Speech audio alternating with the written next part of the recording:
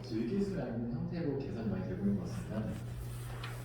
저도 이 스포츠 산업의 이번 NFT 기술 저도 굉장히 다양한 차이가 있을 것 같다는 생각이 많이 드는데, 저는 예를 들면 일반적으로 이제 야구 좋아하시는 분들 좋아하시는 선수가 있어요. 시즌을 시작할 때 이제 내가 좋아하는 선수 NFT를 사면 그 선수가 이제 오랫동안 퍼포먼스가 어떻게 보이느냐에 따라서 연말에 막 그 선수가 막 MVP도 따고 막 최고를 했어. 막 골든카드 만들고 퍼포먼스 하면서 감사 인사 영상도 다 연동이 되고 그런 식으로도 활용이 되고 있을 것 같은데, 실제 이 NFT 업계에서 계신 분들이 어떻게 이 NFT 기술 스포츠 씬에 적응될 수 있을까 생각하고 계신지 궁금합니다. 김만석 PD님부터 간단하게 혹시 의견 보여주시겠어요? 제 생각은 어쨌든 흐름을 좀 거부할 수는 없는 것 같아요. 이게 신기술이라는 게 어쨌든 진입장벽이 제일 있고, 나기 때문에 이전에 얘기하셨지만 항상 이 기술을 내가 알지 못하고 쓸 때가 진짜 우리 일상에 다가오는 시점이라고 저는 생각을 하거든요. 그렇기 때문에 지금 계속 백날 NFT 이렇게 얘기해봤지만 사실은 이제 한 10년 뒤에는 사실 NFT가 일상이 되어 있을 것이고, 누구나 지갑이 1인 1소유의 지갑이 누구나 너무나 쉽게 그냥 사실 뭐 삼성페이로 결제하는 것처럼 나내 지갑으로 NFT 바로 살게 라는 식으로 올 수 있는 단계가 올 수 있을 것 같은데, 이 말씀을 왜 드리냐면 사실 이제 앞으로는 이제 젠지라는 그런 MZ 세대들, 더 후로는 이제 알파 세대들, 그들이 결국엔 더 미디어에 대해서 접근이 빠를 것이고, 저는 심지어 놀랐던 게 저 한 3, 4살짜리 아이들이 핸드폰을 보고 화면을 터치하는 거가 너무 자연스럽더라고요. 사실 저는 국민학교 입학생이라 핸드폰이라는 게 흑백으로 나왔을 때 너무 놀랐거든요. 이걸로 게임을 할 수 있다니 라고 했는데, 지금 사실 있을 수 없는 일이 되고 상상할 수 없을 정도로 그런 것처럼 그런 그런 기술이 그만큼 올라가면서 시대가 변하고 결국은 이게 자연스러운 흐름이 될 것이라고 생각이 되고 있어서, 앞서 말씀하신 것처럼 그런 자연스러운 흐름과 함께 이제 더욱더 팬과 스타가 함께 소통할 수 있고, 특정 NFT를 몇 개를 모은 사람들은 직접 연예인이 아니라 야구 선수와 저녁 식사를 할 수 있는 추천권을 준다든지 그런 식으로 좀 더 소통할 수 있는 요소로 많이 작용하지 않을까라는 걸 좀 기대를 하고 있습니다.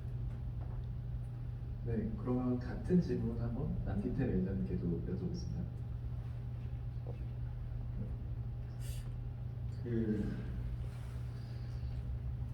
아까 했던 말이랑 결이 비슷한 것 같은데요. 저는 블록체인과 NFT는 지금부터 제가 하는 모든 말에 블록체인과 NFT 지식을 모르는 사람도 똑같이 이해가 되고 할 수 있어야지 저는 올바른 블록체인과 NFT 기술이 적용됐다고 말씀을 드리거든요. 아까 말씀드린 NFT랑 블록체인은 진짜 하나의 요소이지 얘가 없다고 안 되는 거는 저는 그건 올바른 블록체인 기술이 적용됐고 NFT가 적용되는 게 아니라고 말씀을 드리는 걸 기조로 말씀을 드릴게요. 사실 제가 말을 하고 싶었던 건 앞에 두 분이 먼저 너무 말씀을 잘해주셔가지고 들으면서 무슨 얘기하지? 생각하고 있었거든요. 첫 번째로 제가 이런 얘기를 해도 될지 모르겠는데 되게 로우한 얘기부터 하면은 스포츠 토토가 있습니다. 네, 실제로 해외에서는 그 오버타임이라고 하는 합법 스포츠 토토를 블록체인으로 올린 게 있습니다. 저희 나라도 합법 토토가 있는 것처럼 문체부에서 하는 것처럼 실제로 합법 스포츠 토토를 블록체인에 올리는 케이스, 이것도 하나가 있을 것 같고요. 이게 아니라고 하면은 제가 이제 들으면서 드는 생각은 이 팬덤 문화라는 거는 산업군을 안 가리고 비슷한 것 같아요. 스포츠 팬덤, 아이돌 팬덤 똑같거든요. 예를 들면 아이돌 팬덤으로 예를 들면 포카라고 하는 포켓카드가 있습니다. 그거 아까 말씀해주신 트레이딩 카드랑 똑같은 개념이거든요. 근데 진짜 어릴 때 생각해 보면은 따조 아시죠? 이제 그 딱지 같은 거에 따조, 그다음에 이제 조금 더 이제 나이가 올라가면 이제 내려가면 이제 유희왕 카드, 사실 그런 것들이 하나의 콜렉터블 카드가 되는 거거든요. 근데 여기서 한 단계가 더 나가는 거죠. 우리가 기존에는 이거를 오프라인에서만 쓰고 짜잔 자랑할 거야 이거였고, 이게 정말 네 거야? 라는 것들을 소유 증명하려면 지금 당장 내 손 안에 있어야 되거든요. 근데 이거를 디지털로 옮긴 겁니다. 그러면서 지갑이라는 하나의 디지털 자산으로 이게 내 거야라는 걸 소유를 할 수 있는 거고, 기존에는 내가 가지고 있는 것에서만 만족감을 느끼고 난 이 사람의 팬이야, 예를 들면 뭐 축구 선수를 예를 들면 뭐 엘링 홀란드가 이번에 맨시티 와서 잘하는데 아니야 난 도르트문트 때부터 팬이었어. 그거를 증명할 수 있는 게 도르트문트 때의 그런 뭐 유니폼 입은 NFT를 가지고 있다는 걸 소유할 수 있는 게 첫 번째가 있을 거고, 그러니까 내가 이 사람 정말 찐팬이야, 거짓된 사람이 아니야라는 걸 할 수 있는 게 첫 번째 있을 거고, 두 번째는 얘를 활용할 수 있는 것들이 늘어납니다. 그게 직관적으로 게임으로 들어가는 거겠죠. 내가 이 선수의 NFT를 가지고 있으면은 특정 게임에 들어가서 연동을 하면 이 선수를 쓸 수 있다든지 이런 식으로 활용이 될 것 같고요. 세 번째는 아까 말씀해주신 이 선수만의 특별한 순간을 남기는 팬을 위한 선물이 있습니다. 그거를 이제 제일 잘 된 케이스가 NBA에 있을 때 탑샷이라는 이제 NFT가 있거든요. 이제 그게 이제 그 특정 선수의 되게 멋있는 장면을 NFT로 남겨가지고 이렇게 파는 이런 케이스도 있을 것 같고요. 그거랑 좀 반대 케이스가 제가 이제 뒤에서 라리가 케이스인데요. 이게 왜 반대냐면은 탑샷은 팬이 선수를 바라보는 관점입니다. 그러니까 난 저 선수가 너무 좋아. 그러니까 이제 그 장면이 좋은 건데, 라리가 NFT 같은 경우에는 구단에서 그리고 선수가 NFT를 만들어서 팬한테 줍니다. 그러니까 양방향 소통이 가능할 수 있는 하나의 포인트가 된다는 것도 있을 것 같고요. 마지막으로는 저도 스포츠를 되게 좋아하거든요. 그리고 이제 저도 특정 구단의 팬이기도 하고, 근데 항상 아쉬웠던 것 중에 하나가 뭐냐면은 생각보다 스포츠 팬덤이 정말 강한데 소통할 수 있는 소통 채널이 많이 없어요. 그러니까 너 거기 팬이야? 나도 팬인데 이런 경우는 많은데 진짜 이 사람들이 만을 위한 그런 소통 채널 창구가 많이 없거든요. 왜냐하면은 이게 진짜 비즈니스로 봤을 때는 돈이 되는 것도 아니고, 그러다 보니까 구단에서 뭔가 되게 적극 장려하기도 애매모호한 영역에 있는데, NFT가 있으면은 실시간으로 우리 팬을 팔로우하고 있는지, 그리고 우리 팬을 정말로 좋아하는 사람들인지, 이 사람들이 우리 구단의 특정 뭐 공식 NFT를 가지고 있는 사람들인지가 인증이 되고, 그것들을 위한 채널을 하나 되게 가볍게 만들 수 있어요. 블록체인 기술. 그러다 보니까 이 사람이 진짜 팬인지 아닌지 인정하기 너무 쉬운 거죠. 이 NFT 들고 있어? 그래야만 채팅할 수 있어. 이제 이런 것도 가능하게 되다 보니까, 그러다 보니까 구단 입장에서는 정말 진성 팬들을 대상으로 뭐 시즌권을 준다든지 아니면 선수와의 만남을 주선한다든지 조금 더 가까이서 팬들과 소통을 할 수 있고, 팬들 역시 조금 더 본질적으로 스포츠 업계에 다가와서 구단과 선수랑 내가 진짜 저 사람들을 응원하는 거야 라는 것들을 느낄 수 있게 해줄 수 있는 거지 않을까 싶습니다. 네. 네, 말씀하신 것 같이 정말 다양한 활용 사례가 앞으로 기대가 되는 시기인 것 같습니다. NFT도 그렇고 스포츠도 그렇고 굉장히 많은 활용 사례가 있을 것 같은데, 사실 저는 개인적으로 이 국내 스포츠 시장과 NFT 기술을 보면서 이거 잘했다, 이거 괜찮은 기술 적용 사례인데 라고 생각 드는 것들이 솔직히는 없는 것 같아요. 제가 그래도 기자로서 굉장히 다양한 사례를 보고 있음에도 그런 것 같은데, 그러면 두 분이 이미 세상에 있는 것 중에서 이 사례는 진짜 괜찮은 기술 적용 사례다라고 생각하시는 것이 있으실까요? 남기태 멤버님 말씀 이어서 한번 부탁드리겠습니다. 되게 말 잘해야 될 것 같아요. 이게 녹화가 되고 있으니까 제가 말을 못하겠는데, 저는 솔직하게 말씀을 드릴게요. 저는 저도 산업군에서 일하고 있지만 스포츠 산업군에서 잘된 NFT 사례에서 스포츠 산업군을 떼도 저는 사실 찾기 어렵다라고 솔직하게 말씀을 드려요. 네. 왜냐하면 아직 시장이 형성된 지도 얼마 안 됐고 산업이 그렇게 크지도 않습니다. 그래서 뭐 특정 산업군에서 잘된 사례가 중요한 게 아니라 산업군 자체에서 지금 사례가 많이 없기 때문에 발굴을 해야 되는데, 그래도 이제 굳이 꼽자라고 하면은 이제 뒤에 보면 더 어소시에이션이라는 이제 이런 건데, 이게 아까 이제 기자님께 말씀해 주신 거랑 똑같아요. 선수의 카드마다 능력치가 부여되어 있습니다. 그리고 시즌이 끝나는 때마다 이 선수의 능력치가 바뀝니다. 이거 어떤 거냐면은, 보통 우리가 이제 혹시 NFT를 좀 전에 아시는 분들 알 텐데, 그 레어리티라고 하죠. 그리고 프로퍼티라는 이제 그 필터 값이 있습니다. 쉽게 풀어 설명하면 필터 값이 고정이에요. NFT 기본적 개념으로 봤을 때. 왜냐하면 얘가 바뀌는 순간 내가 가지고 있는 NFT의 가치가 바뀌고 데이터가 바뀌는 거거든요. 그러다 보니까 이게 고정값인데, DNFT라는 기술, 다이나믹 NFT라는 이 고정값들을 특정하게 변화시킬 수 있는 기술이 있어요. 얘를 적용을 시키면 어떻게 되냐? 내가 스테픈 커리라는 선수를 가지고 있는데 이런 게 있겠죠. 얘가 이번 시즌 부진한 거예요. 그래서 선수의 가치가 내려갑니다. 근데 아무리 내가 생각해도 이 선수가 올해 좀 뭐 여러 가지 이슈로 좀 부진했는데 내가 진짜 진성 팬으로서 봤을 때 커리가 내년 시즌 너무 잘할 것 같은 거예요. 그럼 지금 삽니다. 근데 다음 시즌 커리가 커리 하이를 찍어요. 그럼 이제 커리의 이 NFT의 가격이 올라가게 되는 거죠. 그러면 이제 이렇게만 말씀을 드리면은 야, 그 투자 아니야, 투기 아니야. 그냥 투자 상품이랑 뭐가 달라?인데 저는 이걸 금전적 입장이 아니라 실질적으로 이 선수를 분석하고 그 선수의 여러 가지 백그라운드를 조금 더 딥다이브하게 들어가는 팬의 입장에서 저는 바라보는 게 맞다라고 보거든요. 내가 이 선수의 뭐 예를 들면 뭐 능력치가 올라갈 것 같다라고 하면은 단순히 그냥 이름값만 보고 사진 않거든요. 돈이 들어가는 거니까요, 정확하게. 그러면은 이 선수가 올해 왜 부진했지? 뭐 선수들과의 불화가 있었나? 아니면은 그래 뭐 커리는 홀수 시즌마다 못 잘해. 근데 짝수 시즌에서 못했던 거야. 이 여러 가지 진짜 이 사람이 팬으로서 조금 더 그 선수에게 딥다이브하고 조금 더 그 클럽에게 딥다이브하게 할 수 있는 하나의 요소라고 저는 생각을 하고 있어요.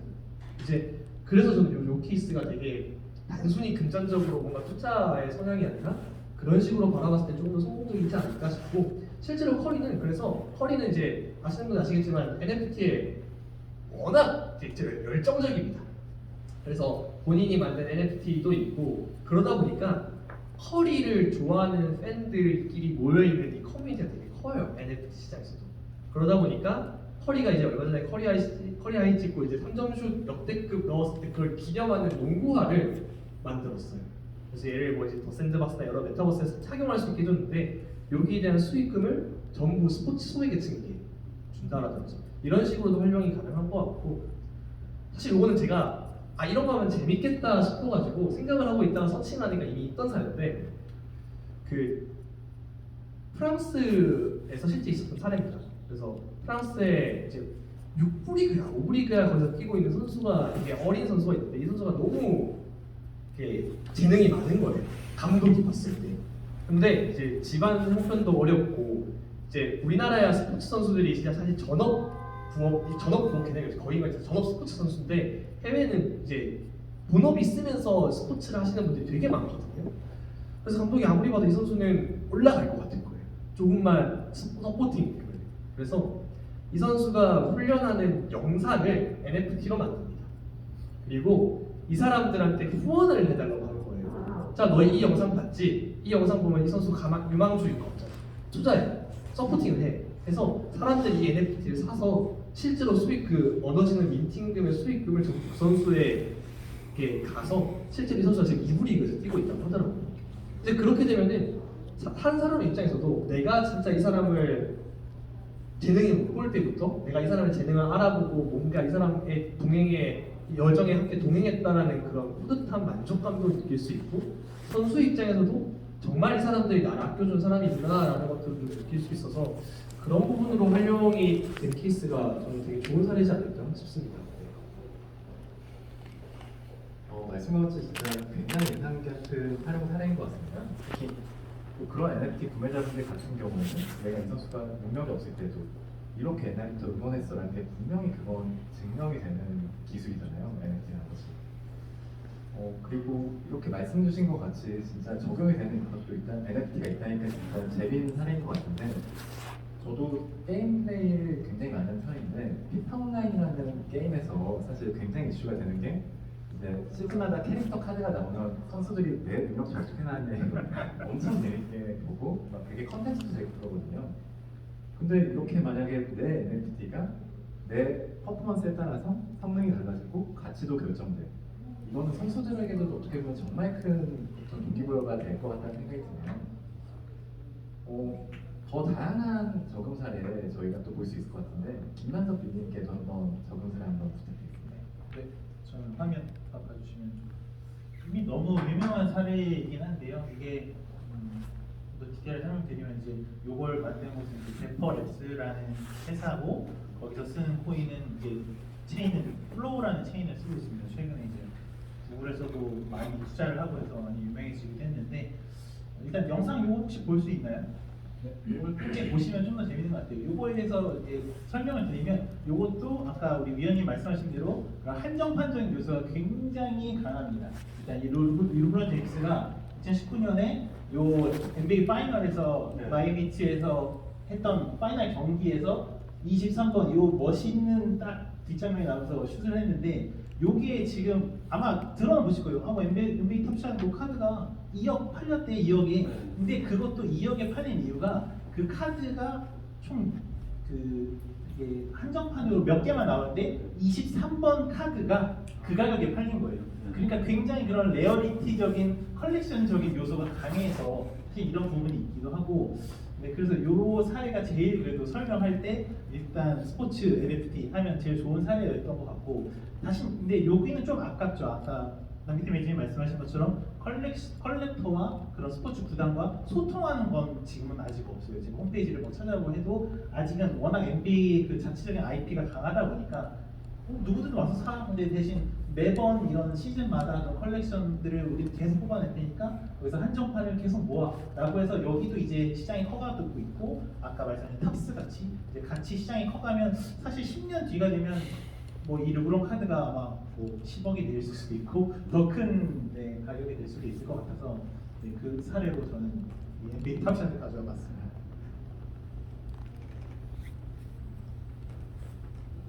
네, 저는 이런 사례 보면서 진짜 재밌다. 내가 만약에 저 선수 팬이면 저거 한번 꼭 가져보고 싶다, 사보고 싶다라는 저는 생각이 드는데, 사실 저는 그래도 어떻게 보면 이 시장에 대해서 굉장히 친밀하기도 하고 이 시장이 미래에 가져갈 가능성에 대해서 굉장히 긍정적인 전망을 가지고 어떻게 보면 믿고 있는 사람이라서 이런 생각이 드나? 라는 의문이 또 들기도 하는 것 같습니다.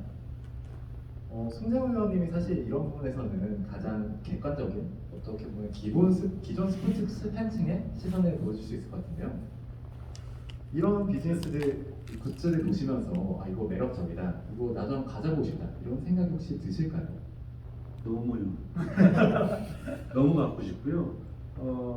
아까 말씀해주신 부분하고 다 일맥상통하는 부분이 있는 것 같아요. 이렇게 이제 예를 들어서 아직까지 저렇게 이제 영상화된 거는 제가 야구 쪽에서는 말씀드린 것처럼 뭐 경기의 그런 순간들을 정말 잊을 수 없는 그런 순간들이 될 수 있는데, 제가 아까 이제 드린 자료 중에서 그 야구 쪽에서 그 This is our moment, 거기 보면은 예전의 베이스볼 카드의 형태로 이 선수들이 아주 큰 경기에서 어떻게 했었다, 그거를 카드에 밑에 명시를 하고 해서 한정판인 거죠.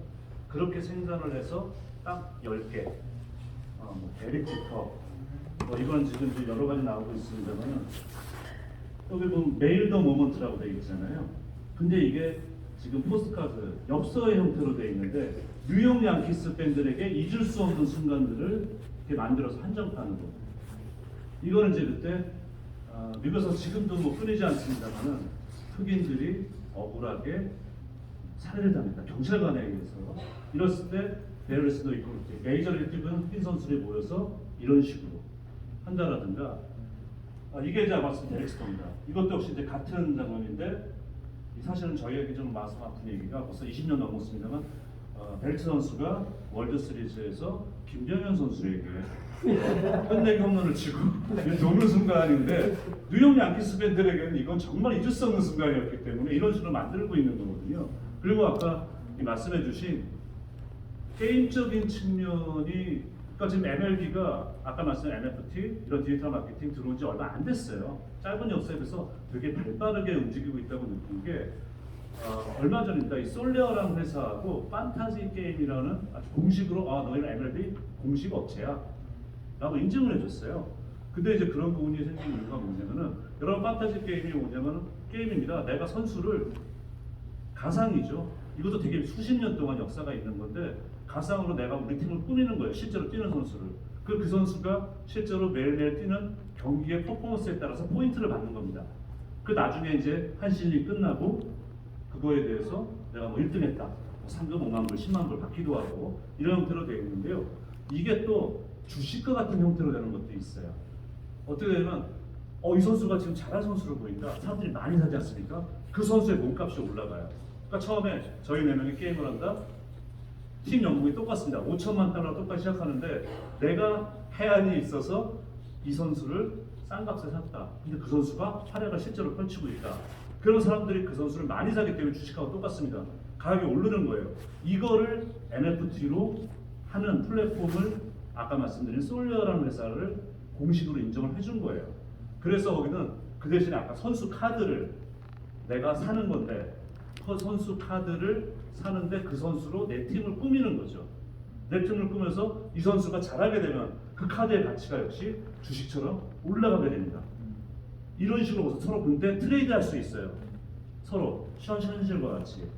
그러니까 현실과 이런 디지털 마케팅을 합체를 시키면서 한마디로 새로운 플랫폼, 공식하고 음성도 아니고 또 게임도 즐기면서 어때 그거에 대한 가치도 높일 수 있는 이런 부분을 시작했다는 측면에서는 상당히 메이저리그가 이제 말씀드린 바와 같이 아주 발빠르게 움직이고 있다 이런 느낌을 받았고요. 그러면서 좀 국내 리그가 지금 너무 관망세, 아직은 너무 좀 전통적인 스타일. 지금 하는 게 PKI 이 정도거든요. 제가 볼 때 그나마 팬들하고 뭐 양방향 좀 커뮤니케이션을 한다는 게 그냥 구단 채널, 유튜브 채널처럼 만들어 놓고 우리 선수 누구 오늘 지금 실시간 몇 시부터 몇 시까지 여러분하고 채팅할 수 있어요.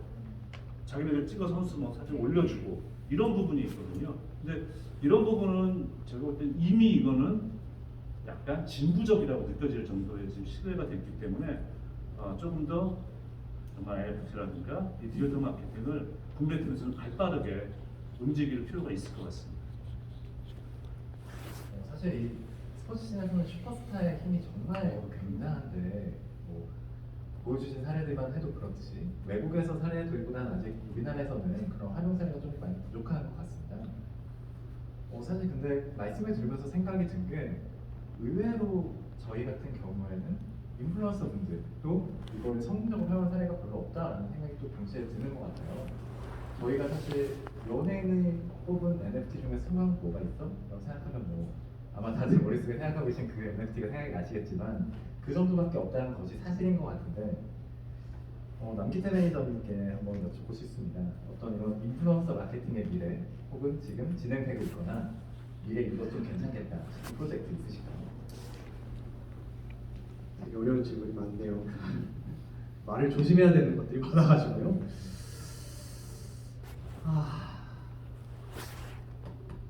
이게 저희가 이제 되게 많은 기업들 NFT 컨설팅도 하고 있고 이제 개인으로서도 되게 많은 얘기를 나누다 보면은 야, 저 유명하니까 NFT 만들면 많이 팔리지 않아? 아니, 절대 안 팔립니다. 절대 안 팔립니다. 이게 근데 이제 절대 안 팔립니다의 조건을 좀 달게요. 현재는 절대 안 팔립니다. 이게 왜 그러냐면요. 아직은 이 NFT라는 이 기술과 여기에 대한 허들이 너무 높아요. 예를 들면 내가 저 사람의 뭔가 NFT를 사고 싶은데 얘를 사려고 하니까 너무 많은 허들들이 좋지 않은 거예요.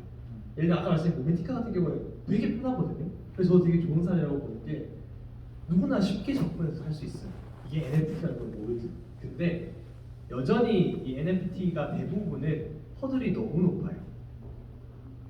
시드 그룹도 뭐고, 카이카스는 또 뭐고, 클립 뭐고, 메타버스는 뭐고, 팬텀은 뭐고, 너무 할 사람이 너무 많은 거예요. 그러다 보니까 지금 시장에 들어와 있는 많은 이 블록체인 NFT 하시는 분들은 어떤 진짜 완벽한 컬렉터블의 느낌보다는 자산으로서 바라보는 경향이 많습니다. 모두가 그렇다는 건 아닙니다. 이제 그러다 보니까 저 사람이 유명하다고 그 NFT의 가격이 올라와 이 NFT를 사고 싶으면 사실 좀 다른 결이거든요. 그래서 나중에 모든 사람들이 아까 말씀드린 것처럼 1인 1지갑이라는 게 너무나도 대중화되고 쉽게 살 수 있을 때는 유명인 NFT를 성공을 할 수 있다는 공식이 먹힐 텐데 최소한 지금은 그 공식이 먹히지 않는다. 하지만 그래도 좋은 사례를 찾자라고 하면은 저는 이 얘기를 했을 때 아니다라고 할 수 있는 사람도 있겠지만 저는 개인적으로 싸이의 케이스가 저는 나름의 성공 케이스였다라고 봅니다.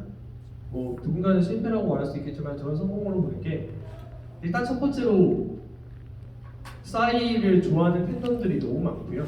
그러니까 니즈가 되게 좋았던 것 같아요.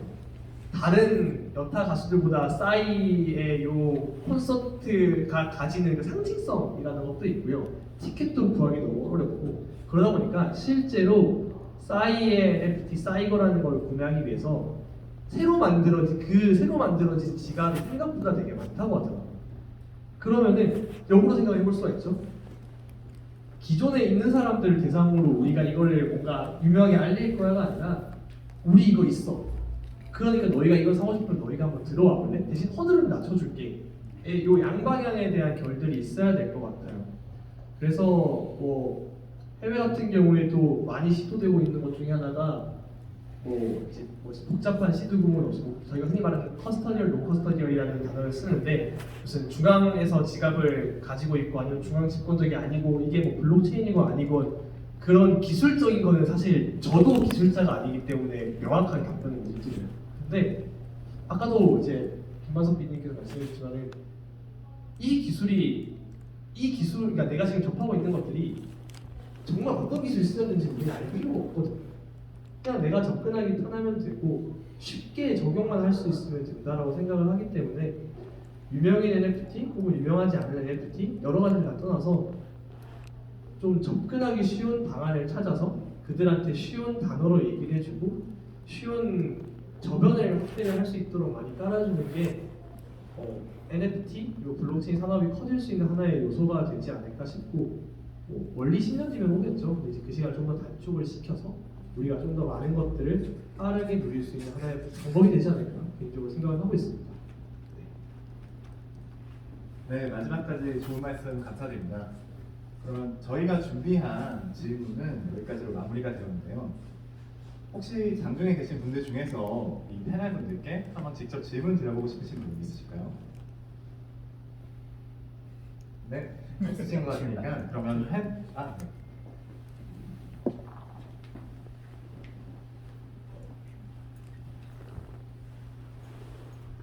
저는 좀 세 가지가 궁금한데요. 네. 최근에 이제 기술적인 요소, 뭐 NFT 민팅이나 이런 것들 언급을 안 하는 오히려 NFT 프로젝트들이 좀 생기는 것 같아요. 레딧이나 아까 말씀하신 레딧이나 아니면 스타벅스 오디세이 같은 경우는 최대한 이제 NFT 요소들을 언급을 안 해서 이제 허들을 낮추려고 하는 것 같은데 이게 이제 마케팅적으로 오히려 더 성공할 거라고 보시는지 아니면은 이게 더 오히려 NFT적인 요소를 빼서 오히려 더 안 될 거라고 생각하시는지 이거가 일단 첫 번째로 궁금했고요. 그다음에 두 번째는 약간 스포츠 팬덤에 대해서 말씀하시면서 이 팬덤 마케팅 특성이나 가장 중요한 건 무엇인지 그리고 아까 선수와의 양방향 소통을 되게 중시한다고 하셨는데 거기서 어떻게 진행될 때도 사람들이 되게 좋아하는지 이런 사례들을 많이 아실 것 같아서 그것도 궁금하고 세 번째는 이제 4050 세대들이 제가 생각하기에 스포츠 팬덤에 되게 많은 것 같은데 이제 NFT 마케팅을 할 때 약간 4050 세대한테 어떻게 이루어지면 좋을지에 대해서 좀 의견 있으시면 들어보고 싶습니다. 감사합니다. 스포츠 팬덤 부분 때는 큰일 났네요. 또 어려운 질문 첫 번째 질문이 그거였죠. 이제 용어적인 것들. 저는 너무나 당연한 흐름이라고. 그러니까 어떤 거냐면요. 실제 우리가 블록체인 쓰는 용어들을 제가 몇 가지 얘기해 볼게요. 민팅, 파리, 오지. 혹시 아시는 분? 제가 말한 세 단어 다 아시는 분. 지금 몇 분이 모르시잖아요. 근데 이걸 제가 다르게 바꿔볼까요? 구매, 최초 구매, 우선 구매 다 아시죠? 똑같은 말이에요. 그러니까 이게 우리가 쓰는 모든 NFT 블록체인에 있는 단어가 기존에 쓰던 단어로 치환이 안 되는 게 아니에요. 아까 제가 말씀드린 것처럼 블록체인이 없어도 굴러가는 거에 블록체인이 올라가는 거지 블록체인이어야만 하는 건 없거든요. 그러다 보니까 우리가 모든 쓰는 단어를 기존 단어로 치환하는 것만으로 하더라도 아까 세 번째 질문해 주신 4050 세대들한테 일단은 접근하기 쉬울 것이다. 첫 번째고요. 두 번째는 사실 명확한 답을 찾지는 못했는데 저도 한번 시도를 해봤던 것 중에 하나는 그 일전에 저희가 G마켓이라는 기업과 같이 NFT를 한 적이 있어요. 근데 타겟이 아무리 생각을 해도 물론 이제 진짜 지금 투자로 봤을 때는 NFT 한 사람들한테 이렇게 민팅해서 팔아가지고 이거 뭐 10만 원에 샀는데 12만 원에 팔 수 있게 해주는 게 좋은데 그게 본질적으로 진짜 산업을 키우는 건가? 혹은 기업이 원하는 걸까는 아니었거든요. 그럼 다시 생각해봤을 때 그래 G마켓의 NFT는 G마켓을 많이 이용하는 사람이거나 혹은 쇼핑을 좋아하는 사람들이 많이 사야 되지. 그러면 생각해보니까 그러면은 맘카페를 타겟으로 우리가 홍보를 해보면 좋겠다. 왜냐하면 쇼핑을 되게 많이 하시니까. 그래서 저의 캐치프레이즈는 그거였어요. 쿠팡 많이 쓰면 로켓 배송 쓰는 것처럼 G마켓 이용하시려면은 G마켓 디지털 멤버십을 사세요 였고, 맘카페를 대상으로 홍보를 해보고 실제 구매를 블록체인 지갑해서 지갑 연결해서 민팅하는 과정이 아니라 G마켓 홈페이지 내에서 원화로 카드로 구매할 수 있게 했어요. 그리고 그 카드로 구매한 분들 대상으로 이걸 NFT로 교환을 해준 거죠. 교환권을 사게 만든 거예요. 실제로 그러니까 전혀 지갑이 없던 사람들이 NFT를 사는 케이스도 많았고 저한테 전화가 되게 많이 왔어요. 샀는데 이거 어떻게 써요? 근데 저는 그 전화가 많이 오는 게 되게 좋았거든요. 왜냐면 그만큼 기존의 블록체인에 익숙하지 않았던 분들에게 타겟을 했는데 그게 먹혔다라는 거거든요. 그래서 이런 시도들이 정말 많이 일어나고 있는 것 같아요. 말씀해주신 예처럼 오디세이라든지 레딧이라든지. 그래서 이런 것들은 저는 무조건 지향해야 된다고 보고요. 경우도 좀 바꾸고 사람들이 쓸 수 있게 쉽게 바꿔야지 보다 많은 사람들이 쓸 거고 보다 산업이 빠르게 형성이 되지 않을까 싶고, 두 번째에 대한 답변은 또 이제 이설경께서 좀 더 잘 아실 것 같아가지고 마이크를 넘기도록 하겠습니다. PD님 말씀하신 것처럼 스포츠 팬덤도 일반 연예인분들 또 아이돌 팬덤하고 비슷한 구석이 있는 것 같습니다. 저도 이제 많은 선수들 만나고 또 실제로 그런 선수들하고 개인적인 자리에서 해서도 움직였을 때 일반적으로 아시는 것처럼 상상 이상의 분들이 정말 많으시구나. 사랑이 지나치고 넘치시고 어떤 때 선수들이 겁이 날 정도로 하시는 분들도 계시고 되게 놀랐습니다. 그러니까 이런 것 같아요.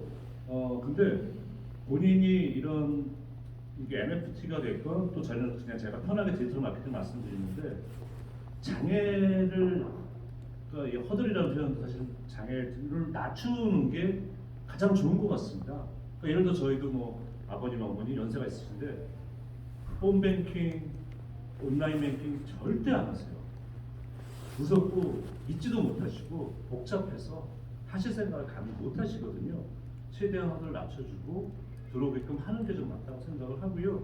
밴더 같은 경우 이런 경우 있습니다. 오클랜드 같은 경우가 이제 메이저리그 오클랜드 어슬레틱스라는 팀인데요. 본인들 이제 VIP 팬들에게만 지금은 없앴습니다. 없앴는데 선수들이 워낙 불평을 해서 없앴는데 매일 홈 경기 있을 때 경기 시간 한 3시간에서 3시간 반 전에 클럽하우스를 볼 수 있게끔 그분들이 이제 구단에 온라인에 접속을 해서 내가 나의 팬이야. 그러면은 볼 수가 있어요. 왜냐면은 우리 같은 경우도 그렇지만은 메이저리그도 클럽하우스는 기자들까지만 들어갈 수 있어요. 그것도 시간이 한정되어 있습니다. 클럽하우스는 일반 팬들은 도저히 어떤 세상인지 알지를 못해요. 사진만 보는 거지. 근데 내가 로열 팬이야? 그걸 보게끔 해주는 거예요. 하루에 뭐 짧더라도 15분, 20분이라도 그러면은 팬들 입장에서 야 선수들 저렇게 움직이네. 지금 선수는 뭐 하고 있네. 이게 사소한 것 같지만 진짜 진성 팬들에게는 엄청난 특권이라 그럴까요? 그리고 내가 모르는 선수의 이면도 느끼게 해주는 이런 부분들이 있더라는 거죠. 그래서 저는 이런 부분들에 있어서 팬들의 갈증을 좀 더 풀어줄 수 있는 부분이 있고 아까 진성 팬들 말씀하셨잖아요. 오랫동안 그걸 우리가 사실 당시 진짜 팬이었는데 어떻게 할 거야? 이런 얘기한 적도 있어요. 이분이 너무 이 선수를 괴롭히다시피 해가지고 진짜로 선수를 아끼시면은 오히려 이럴 것이면 오히려 부담이 됩니다라고 말씀을 드렸더니 당신이 나에서 뭘 하냐는 거죠. 그럼 어떻게 판명하겠습니까? 물론 그분은 진심이었겠죠. 하지만 상대방 괴롭히는 경우도 있었거든요. 그러니까 그런 부분이 있다면 저는 이렇게 서로 조금 더 가깝게 느껴질 수 있게끔 해주는 그러면서 이 선수 꼭 내가 이런 거 있거든요. 이분들 커뮤니티가 따로 있더라고요. 이분들만의. 그래가지고 막 그런 정보를 교환을 하세요. 정보를 교환을 하시면서 내가 뭐를 알아. 이게 이분들한테 자부심이에요. 당신들은 모르는 내가 무슨 정보를 알고 있어. 이런 부분을 되게 또 중요하게 생각하시는 분들이 또 있어요. 그렇다면은 최대한 뭐 선수들의 프라이버시 당연히 존중해 주려고 해야 되지만 오픈할 수 있는 데서 더 가까이 갈 수 있고 팬들을 가까이 느끼게 해줄 수 있는 부분에 접점이 분명히 있다는 거거든요. 그런 부분에서는 이 NFT라든가 이런 디지털 마케팅 쪽인 요소가 앞으로 좀 큰 역할을 해줄 수 있지 않을까라는 생각이 들었습니다. 뭐 답변이 됐으면 모르겠습니다. 예. 저도 우선 1, 3번의 질문의 답변이 좀 같이 연결이 되는 것 같아요. 실제로 이 NBA 탑샷 사이트에 가시거나 아니면 NBA 탑샷에서 결제를 할 때 플로우라는 코인이 없어도 카드로 결제가 됩니다. 그러니까 앞서 말씀드린 1번에서 그런 허들을 낮추는 것들이 어떻게 보면 구입을 더 쉽게 할 수 있는 것도 있고 또 국내에서는 두산 베어스, 두산 지금 두산 베어스 맞죠? 두산 베어스 오비가 생각나요. 두산에서 이제 두버스라는 플랫폼이 새로 나왔는데 두산에서 원년 팬들이나 또 예전에 우승했던 기록을 이 아까 NBA 탑샷 같이 그런 영상으로 남겨서 구매할 수 있는 게 지금 진행이 되고 있어요 실제로. 네, 아직 많이 활성화되지 않은 것 같은데 저도 한번 사봤거든요. 그것도 카드로 역시 결제가 됩니다. 그래서 거기서 이제 카드 몇 개가 있어서 89년도 시즌에 카드 몇 개를 5장을 사면은 거기서 또 10개 중에 100개 중에 몇 개만 또 랜덤으로 기존에 이제 제가 국민학교 시절 때 카드를 모으면 야구 장비를 주는 그게 있었잖아요. 그렇죠. 네, 그런 것처럼 똑같아요. 두산에서도 그런 거를 시도를 하고 있더라고요. 그래서 사실 그런 것들이 이제 또 2번이랑 연결이 되는데 제 생각에는 앞으로는 이제 프로 선수들도 계약이 바뀔 거라고 봐요. 계약을 할 때 나 NFT를 발행하는 걸 계약을 하게 해줘 라든지 본인이 어쨌든 좀 그 계약권을 바꾸려고 한다고 생각을 하는데 그걸 왜 말씀드리냐면 사실 기존의 웹2 시장에서는 개인이 뭔가 활동을 했을 때 돈을 보상을 받지 못하는 구조를 갖고 있지 않나요? 근데 이제 웹3라고 하는 건 사실 1인이 크리에이터가 되고 본인이 어떤 행위를 할 때 어떤 행위에 대한 보상을 다이렉트로도 받을 수 있다고도 할 수 있기 때문에 그 반대로 말하면 이제 이어서 말씀드리면 본인의 그런 웹3에 맞게 프로 선수들도 다 계약을 좀 변경을 해서 내가 NFT를 발행을 하고 싶어에 대한 걸 계약을 해서 본인의 마음대로 본인만의 그런 팬덤 문화를 만들고 하는 식으로 좀 인식이 바뀌지 않을까? 뭐 미래에는 한 10년 안에는 그런 것도 좀 바뀔 수 있을 것 같아서 그런 부분이 어떻게 보면 그런 팬들과 좀 더 직접적인 소통을 할 수 있는 통로로 좀 활용이 되지 않을까 싶습니다. 네, 두석 없었는데 답변이 됐으면 좋겠습니다. 다른 질문 혹시 있으신 부분 있으실까요? 네. 안녕하세요. 웹3 대행사 운영하고 있는 김성입니다. 야구 팬들 관련해서 질문을 드리고 싶은데 디지털 마케팅에 있어서 NFT가 붙어나는 동안에 야구 팬들이 이제 다른 스포츠 팬들과 어떤 점이 다른지 궁금하고 그게 기술적 친밀도가 됐건 아니면 원하는 실물 또는 경험적 혜택이 됐건 어떻게 다르고 디지털 마케팅을 적용하는 회사 입장에서 어떻게 다른 스포츠 팬들과 다르게 접근하면 좋을지 좀 궁금합니다. 저는 뭐 개인적으로 흔히 얘기하는 인기 스포츠 종목에서 이 팬덤은 크게 다르지 않다고 생각합니다. 근데 이제 움직이는 그런 좀 패턴이라 그럴까요? 그런 거는 조금 차이점이 있는 것 같아요. 예를 들어서 야구 같은 최근 수년 동안에 여러분들 이제 야구장 가보신 분들은 아시겠습니다만 항상 그라운드에 제일 가까운 자리에 보면 저는 예전엔 기자분들인 줄 알았어요. 사진 기자분들. 그 흔하지가 않죠. 1,000만 원대가 넘는 거니까 배포 카메라를 쫙 하신 분들이 앞자리를 전부 다 차지하고 있는 경우가 많습니다. 그래서 최근에 사진 기자분이 이렇게 많이 늘었나라고 했는데 놀란 적이 있었는데 다 팬분들이셨죠. 야구 쪽에서는 근데 친구들이 저는 깜짝 놀란 게 매 경기 같은 얼굴들이에요. 같은 얼굴들이고 전 놀란 게 전지훈련까지 오시더라고요. 그래서 제가 궁금했던 건 저분들은 직업이 뭘까라고 되게 궁금했던 적이 있어요. 그래서 정말 자유 직종을 갖고 계시든지 그런 분들이 아닐까 생각하는데 이분들이 이렇게 사진을 다 선수를 다 찍어가지고 시즌이 끝나면은 선수한테 선물을 해주시더라고요. 어떤 분은 사진첩, 어떤 분은 뭐 이렇게 기념품 같이 만들어서 드리기도 하고 이런 부분이 있고 물론 이제 뭐 사진 찍으신 분들 많습니다만 이분들은 아까 말씀드린 것처럼 전문 사진사 이상이에요. 그럴 정도로 선수에도 가깝게 되고 그게 또 이분들한테 보니까 선수에게 직접 다가설 수 있는 하나의 수단이 되는 거예요. 방법입니다. 그냥 선물 주고 선수들도 나만 찍어주는 이런 내 개인 NFT를 만들어주는 거하고 똑같은 거죠. 그렇기 때문에 또 그러면서 나중에 개인적으로 뭐 또 팬클럽이 만들어지기도 하고 이런 부분들이 있거든요. 그렇기 때문에 뭐 물론 저는 이제 크게 어떤 이 종목들만에 딱딱딱 나눠지는 이런 걸 이제 축구 같은 경우 이제 훌리건들이 유럽 쪽에 있잖아요. 국내에서도 훌리건 차원까지는 아니겠습니다만 정말 축구 쪽도 되게 열성적이시고 이런 분들이 있는데 야구 쪽 같은 경우는 저는 이제 이 아까 이 대포 카메라 부대분들을 표현을 했는데 왜 그러냐면은 이분들이 이런 게 없어. 내가 사랑하고 좋아하는 팀, 내가 팔로우하는 팀인데 성적이 안 좋아. 뭔가 구단 운영에 문제가 있어. 그럼 심지어 어떤 경우이냐면은 2군 훈련장으로 갑니다. 이분들이. 그래서 2군 훈련장에 본인들이 들어갈 수는 없죠. 들어갈 수는 없기 때문에 멀리서 이 대포카메라를 위해서 찍어요. 동영상을.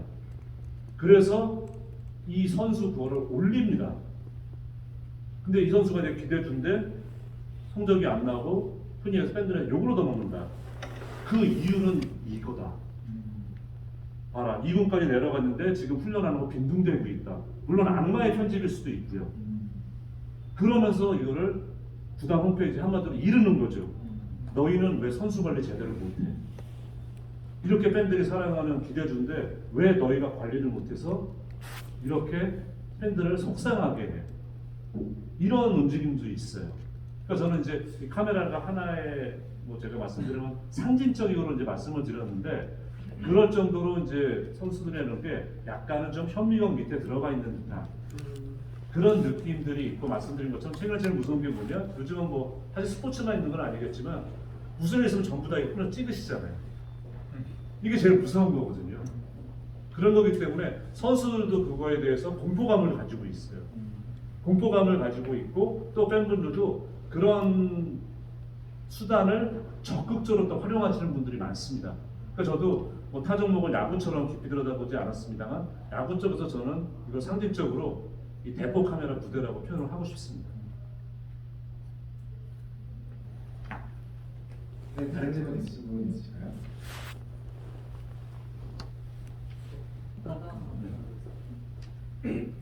오늘 말씀해주신 거 들으면서 자체적으로 이해가 됐는데 그리고 하나 전문가분들의 말씀 듣고 싶은데 그 아까 르브론 제임스가 덩크하는 그 NFT 같은 경우에는 저희가 다 같이 봤잖아요. 그러면 제가 열정적으로 그 사람을 좋아하지 않아서 그런 거일 수도 있겠지만 지금 저도 이제 스마트폰으로 바로 찾아서 볼 수가 있잖아요. 근데 그만한 가격의 가치가 있는지는 사실 저는 의문이거든요.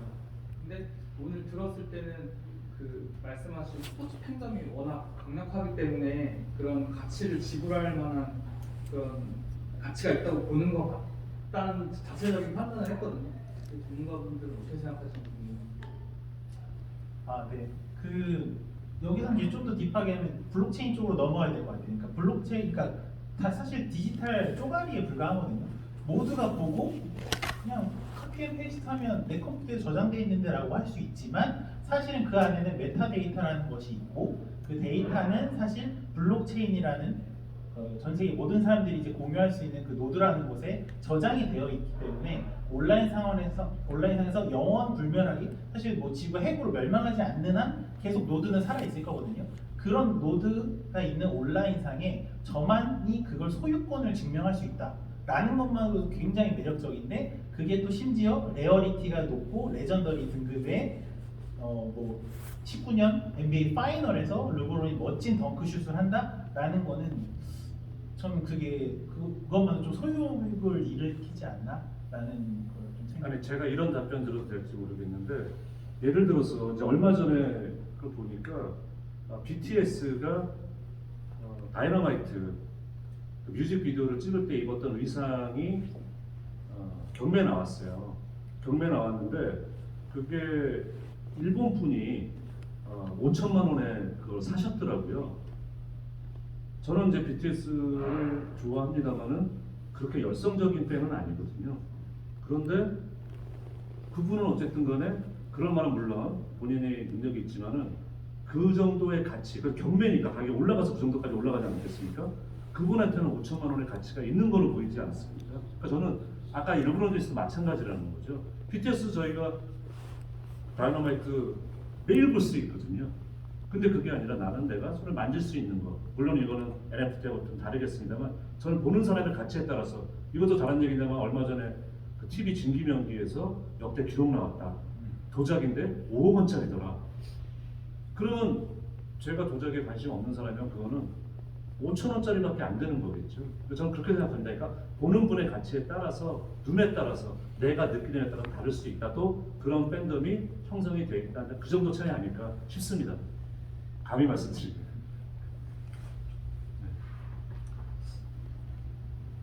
저는 되게 로우하게 말씀드리거든요. 그냥 자기만족입니다. 진짜 이거 정말 쉽게 표현하면 자기만족이라고 저는 표현하고 싶어요. 너무 날 것에 제가 앞에 너무 전문적인 답변 뒤에 너무 날 것에 단어를 좀 그런 것 같긴 한데 예를 들면은 한번 이슈가 됐던 게 그거예요. 그 무한도전 무야호 그 해주시는 그 할아버지 그 짤이 또 한번 짤로 만들어서 그게 NFT화가 됐었거든요. 근데 지금도 핸드폰 켜서 무야호처럼 나오는데 그냥 이걸 내가 가지고 있어에 대한 정말 그냥 로우한 자기 만족인 것 같아요. 진짜. 예를 들면 쉽게 생각하면 그런 거겠죠. 그림은 조금 예를 다를 수가 있어요. 피지컬이라는 게 있다 보니까 좀 다를 수도 있는데 사실 똑같은 예를 들면 저 액자를 저 그림을 제가 똑같이 집에 걸어놔도 되거든요. 그럼 똑같은 거예요. 근데 내가 저걸 야, 내 스마트 컨트랙트 볼래? 나 저거 진짜 내 거다 하는 게 의미가 있는 사람이 있다는 거예요. 그냥 진짜 오로지 자기 만족이고 그러다 보니까 사실 NFT가 사실 제일 먼저 했던 건 사실 이제 우리가 그림을 이제 NFT로 해가지고 이제 디지털 작화했던 게 결국 이제 우리가 기성 미술 시장에서도 그림 같은 경우에는 개인의 소유 욕구 그리고 개인의 만족 그러다 보니까 이제 우리가 볼 때는 아무것도 아닌 그림 흰벽에 좋아하는 찍어도 몇십억 되고 이제 그러거든요. 이해가 안 되지만 그 사람들한테 그만한 가치가 있는 오로지 자기 만족 정도로 생각해 주시면은 편하게 이해하실 수 있지 않을까 싶습니다. 네, 다른 질문 있으실까요?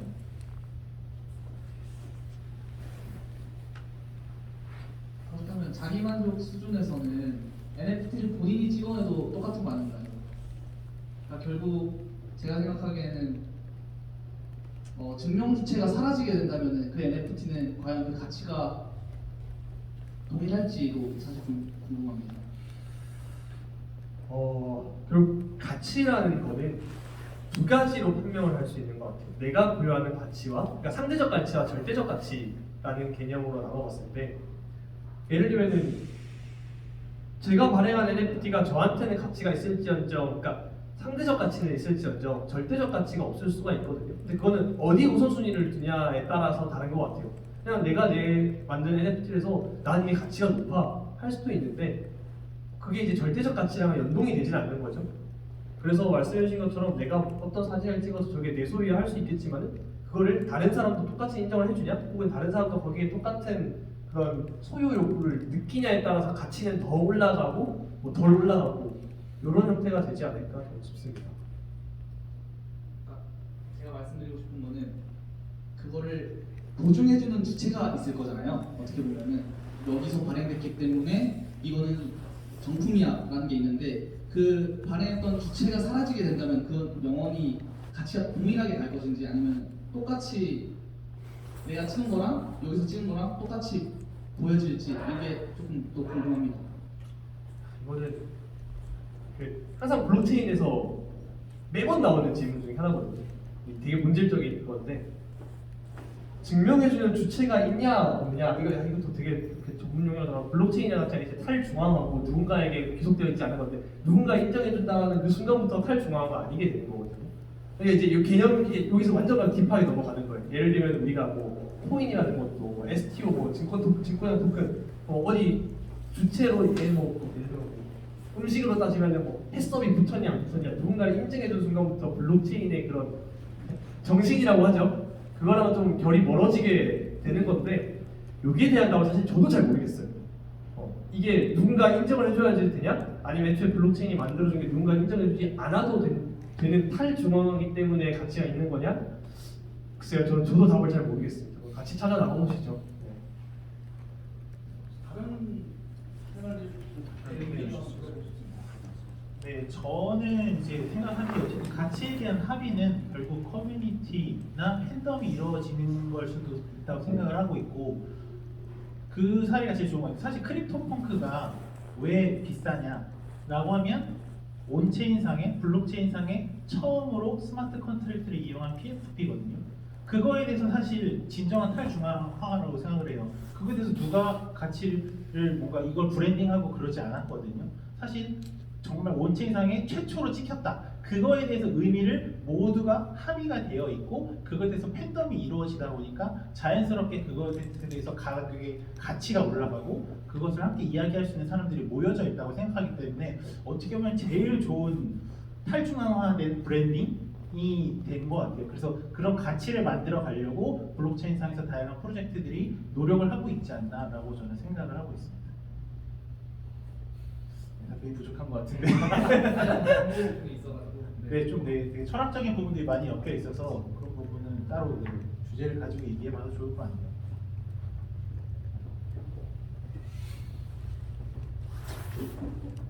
네, 오늘 늦은 시간까지 행사 함께 해주셔서 감사합니다. 패널분들 다시 한번 소개해드리고 행사 마무리하도록 하겠습니다. 왼쪽부터 커먼컴퓨터 김한석 PD님, 송재우 위원님, 남기태 매니저님 오늘 자리에 함께 해주셨습니다. 오늘의 행사는 온라이트 후원, 블록미디어, 커먼컴퓨터 주최로 진행되었습니다. 늦은 시간까지 함께 해주신 여러분들 진심으로 감사드립니다. 좋은 밤 되세요. 감사합니다.